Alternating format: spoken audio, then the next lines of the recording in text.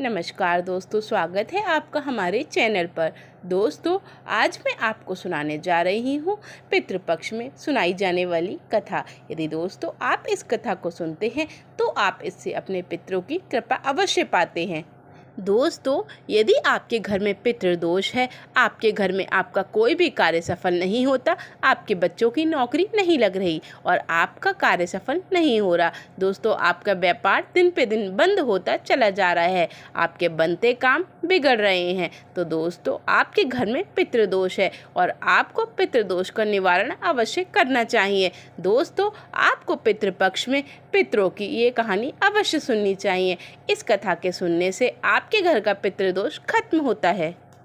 और दोस्तों, आपको अपने पितरों को प्रसन्न करने के लिए उनका श्राद्ध अवश्य करना चाहिए। श्राद्ध दोस्तों उनकी तिथि पर ही करना चाहिए। यदि आप उनकी तिथि पर श्राद्ध करते हैं तो इससे आपके पितृ बहुत अधिक प्रसन्न होते हैं और आपका पितृदोष पितृ आशीर्वाद में बदल जाता है। यदि दोस्तों आप उनकी तिथि को याद ना रख पाएँ तो आप अमावस्या के दिन उनका श्राद्ध अवश्य करें। इससे आपके पितृ बहुत ही ज़्यादा प्रसन्न होते हैं। और दोस्तों उनका पिंडदान अवश्य करें। यदि आप यह सब कार्य करते हैं तो दोस्तों आपके बच्चे उन्नति करने लगेंगे और दोस्तों आपका बंद व्यापार चलने लगेगा और आपके घर में सुख समृद्धि शांति वास करेगी। तो चलिए दोस्तों, हम आपको सुनाते हैं पितृपक्ष की कथा। इस कथा के सुनने मात्र से आपको आपके पितरों का आशीर्वाद प्रदान हो जाता है। तो दोस्तों, कथा को सुनने से पहले चैनल को सब्सक्राइब करें, वीडियो को लाइक करें और कमेंट बॉक्स में लिखें हर हर महादेव। दोस्तों, महाभारत का युद्ध समाप्त होने के बाद जब कर्ण की आत्मा स्वर्गलोक में पहुंची तो उन्हें खाने की जगह हीरे जवाहरात मोती प्राप्त हुए।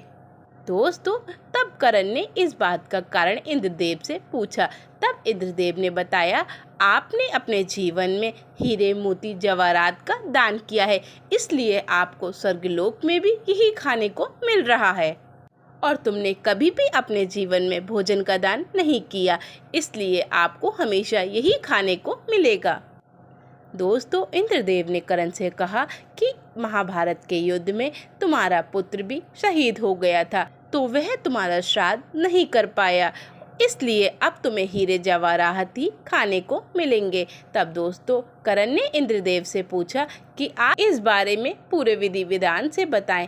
मैं अपने पूर्वजों के बारे में कुछ भी नहीं जानता हूँ, इसलिए मैंने कभी भी कुछ भी दान नहीं करा। यह बात जानकर इंद्रदेव ने कर्ण को अपनी गलती सुधारने के लिए एक मौका दिया और 16 दिन के लिए पृथ्वी पर वापस भेज दिया। तब कर्ण ने पृथ्वी लोक पर वापस आकर अपने पूर्वजों का ध्यान करते हुए अपने पूर्वजों का श्राद्ध और श्राद्ध में उन्होंने ब्राह्मण भोजन कराया और जलदान दिया। दोस्तों, कर्ण ने पिंडदान भी करा था। तभी से दोस्तों उन 16 दिनों की अवधि को पितृपक्ष कहा जाने लगा। तब से ही दोस्तों हम श्राद्ध प्रक्रिया करते आ रहे हैं। दोस्तों, अब मैं आपको पितृपक्ष की पौराणिक कथा सुनाने जा रही हूँ।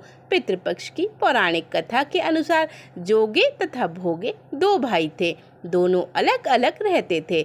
जोगे धनी था और भोगे निर्धन था। दोनों में परस्पर बड़ा प्रेम था।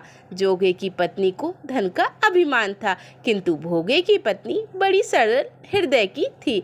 पितृपक्ष आने पर जोगे की पत्नी ने उससे पितरों का श्राद्ध करने के लिए कहा, तो जोगे ने इसे व्यर्थ का कार्य समझ के टालने की चेष्टा करने लगा, किंतु उसकी पत्नी समझती थी कि यदि ऐसा नहीं करेंगे तो लोग बातें बनाएंगे।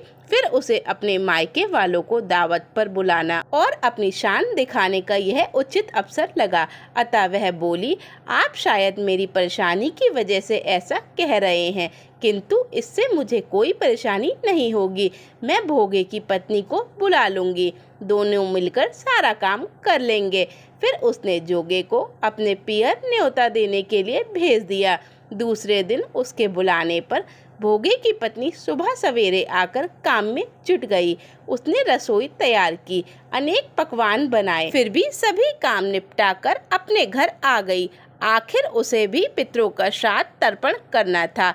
इस अवसर पर न जोगे की पत्नी ने उसे रोका, न वह रुकी। शीघ्र ही दोपहर हो गई। पितृभूमि पर उतरे। जोगे भोगे ने पितृ पहले जोगे ने यहाँ आए। जोगे भोगे के पितृ पहले जोगे के यहाँ गए। तो क्या देखते हैं कि उसके ससुराल वाले वहाँ भोजन में जुटे हुए हैं। निराश होकर वे भोगे के यहाँ गए। वहाँ क्या था, मात्र पितरों के नाम पर अगियारी दे दी गई थी। पितरों ने उनकी राख चाट और भूखे ही नदी के तट पर जा पहुँचे। थोड़ी देर में सारे पितर इकट्ठे हो गए और अपने अपने यहाँ के श्राद्धों की बड़ाई करने लगे।